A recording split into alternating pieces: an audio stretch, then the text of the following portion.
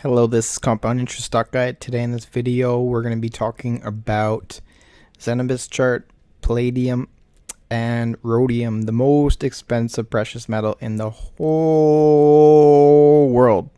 So stay tuned, as well as LOBLAWS, CRESCO-LABS. So yeah, CRESCO-LABS was an eyesight from Sheldon Snow, so give him a shout out. Want to disclose I'm not a financial advisor. This is just for entertainment, information purposes. Do not buy or sell based on anything you talk about. Buy or sell after you did your own research, due diligence, and you like the investments you're pursuing. So I just did this chart. I've been doing a lot of charts out on Twitter. So if you want to follow me on Twitter, go ahead at Compound Stock 13. And yeah, so this is the line.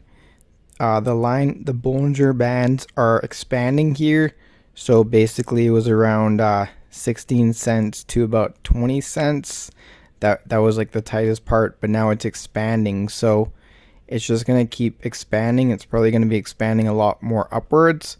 So that gives it the chance to really move up. And this is on the daily for Zenabis, and then the T line's around 16.5 cents. So yeah, it'll be interesting. I'm also going to show this one for the weekly. I mean, it's not going to push up that fast towards that region, but I mean, we're talking about 38 cents and then about 16.5 cents where we're at right now.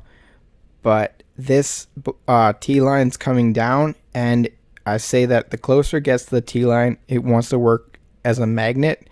So you start to see that as the days go on and this gets closer, then it's going to try to want to test that area. So, I mean, if it can break through, that'd be very good momentum. The Bollinger Band would start to run and come up, as well as this would start to curl up.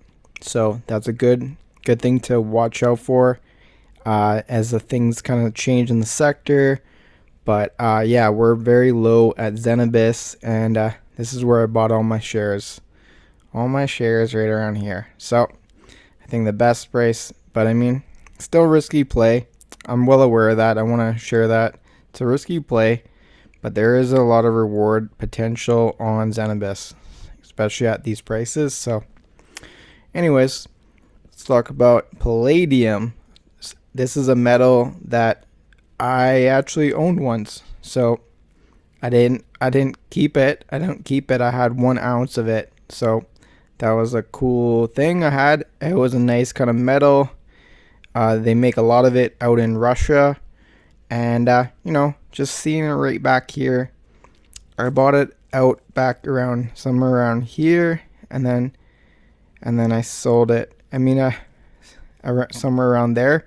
But you pay for a premium. So I mean, I broke even, right? Maybe I made $10 on it, but I mean, I didn't make the bank that I could have made if I would have held it this long. So the most expensive metal right now is rhodium. For precious metals, there's more expensive metals, but those aren't really classed in precious metals. They're, I don't know, exotic or something. There's like some metal that costs like $500,000 an ounce or something crazy. But gold's out at about $15.35 today, and it's kind of trending downwards. So that'll be interesting, but I'm not going to talk about gold too much here. I want to get into rhodium. But yeah, we're seeing that palladium, you know, it's coming up here to about 2070.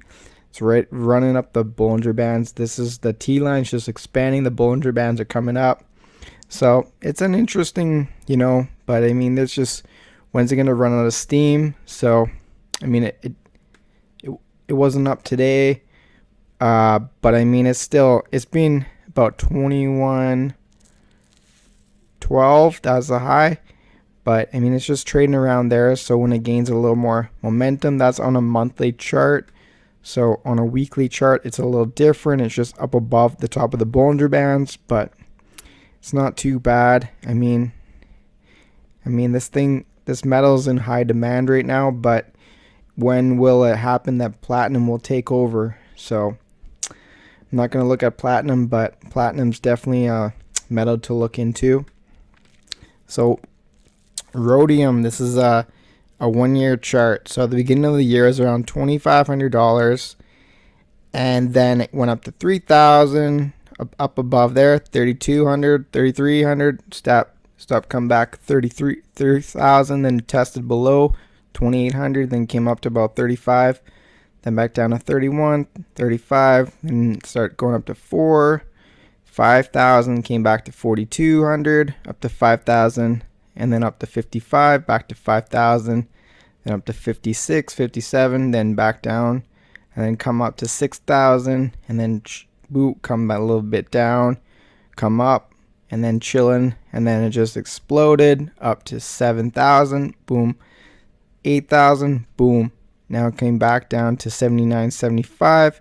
Who knows? But this is the leader as far as precious metals goes. And you guys could have owned this metal in the last 3 years for only $650 plus a premium, so somewhere around $900 USD. And now it's trading around 8-9 times higher for a precious metal. That's huge. So that's just want to share RHODIUM, and there is a stock I know that does get this stuff, and but it's super rare. This company don't make a lot of money, like as much. They make more money with the palladium, and yeah, I mean, if you want to know, leave a comment and let me know. But unless I've talked about it in other videos, check out some of my metal videos and you'll probably learn about it in there. So that's what's up. And $66, 669. So this is LOBLAWS, right? So the reason why I'm putting this up is because LOBLAWS is in the race for New Brunswick to get the distribution for all of New Brunswick. So I think that'd be beneficial for all the LPs, whereas if it was like Canopy or another company, there could be conflicts of interest. So especially if they're going to spend a lot of money and try to expand and get as many stores around there, I think that's beneficial. But I mean, it's interesting how that's going to work out. But regardless, I mean, something to think about. LOBLAWS is a stock that has a dividend, so I'm kind of including it because it's a dividend stock, and it's trading on the weekly, so it's trending downwards. So it's not as if it's in a right position for a trade, and now it's below here. But I mean, it could come back up, or it could start testing below here and go back down to 55. I think if it was back down here, it has a PE ratio about 24. So Warren Buffett, he likes under 20 PE. So ideally you get it under 20, but I don't know if you'll be able to, but potentially you could. It's hard to say, how, but I mean, it's hard to say. This company's interesting. I mean, companies can have high PE ratios for a long time, but anyways, I just want to share because it is a dividend stock, and I'm trying to have a more mature stocks to talk to about that aren't just in the cannabis sector, as well as commodities to grow like a broader network. And there's always going to be good companies in different sectors. So if I can find the very, very, very best stock in every sector, then I'm going to hold a very strong portfolio. And even if I don't own those stocks, I can still keep them on my watch list. So when they are at good prices, then I can pursue them. So that's why you always want to know the best companies in every industry, because they will never upset you, right? I mean, they can upset you. They can make mistakes and stuff, and then you get the news release, or starts trading down, right? This, you got to learn the charts, right? Like the Bollinger Bands up here, like 70, came back down, boom, back down. And doing that like 1,000, 2,000, 3,000 times over your career as a trader really like negatively affects your potential net wealth. So I mean, something that I want to be very cognizant on, and I'm hoping to get into a big cash position and change my whole mindset as far as a trader and an investor, and follow these Bollinger Bands to a T and kill it in the market, because I deserve the best. That's what I deserve. So make hundreds and thousands of dollars, and then eventually millions. just by being diligent in the market and being smart and being disciplined. So it's all psychological. I think a lot of the success that me or you are gonna get is because we are disciplined and we have psychological knowledge, strength, but at the same time learning to not be stubborn, because that's my downfall. So to be open-minded at the same time. Open-minded, there's different sets. You don't want to be too open-minded as far as finding good companies to invest into, but as far as being open-minded to change your point of view as far as the way you strategize as far as an investor or trader. You set your stops, like your psychological stops, or you set an actual stop limit, things like that, to be a more advanced and safer trader. But stop limits do have their negatives. Things can happen in stocks. They can, say this was like a 70-cent stock.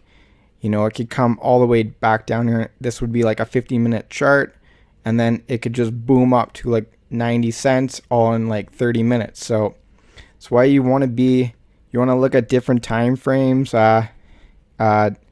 Dave Modell, like, he agreed with me when I said that, when I was like talking about it in the video, how I look at different time frames.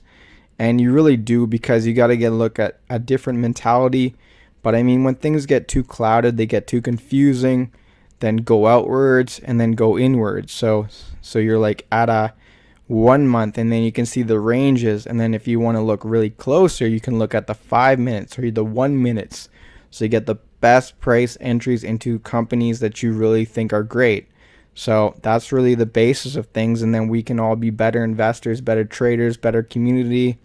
I just want to have the smartest, the best, people in my whole community. And I think it's true. Like, I think our community's very, it's got good people in it. I'm not trying to like attract everybody in the whole world, but I just want to have like no fluff, just like people that are serious about investing and trading. And I'm not really interested in talking to people that are like buying stocks that are like 0.044 or something like that, because it's not really a good way to run, investing. You want to be very disciplined, because that's like money that you can lose really fast. I mean, sure, if you got like 50 or $200 or something, like very small amounts, and you know how to trade, then sure, that can be a beneficial thing to do and make a few $100 here and there. But as far as like the majority of the people, I don't think that's very intelligent. And I mean, it's been noted, you could make tons of money just doing like call options, or just even buying like Apple for the last couple of years. So there's money to be made all over, but we need to pick our entries and our exits. So anyways, we're going to look at CRESCO-LABS now, and I'm going to finish it off. So this is CRESCO-LABS. It's around here, the doji. So that's good as far as it was a daily. No, it's a weekly, but that doji is very nice. So that is like, so was it about 8.20? So $8 should be tough to break through, but break through, probably want to come back down, and then boom. So yeah, I could see it come up to about 10.50, 11 potentially in the next few weeks or so. But I mean, it does need to expand the Bollingers. I mean, of course, they can get up above the Bollingers, but it's a magnet. It always wants to come back in there.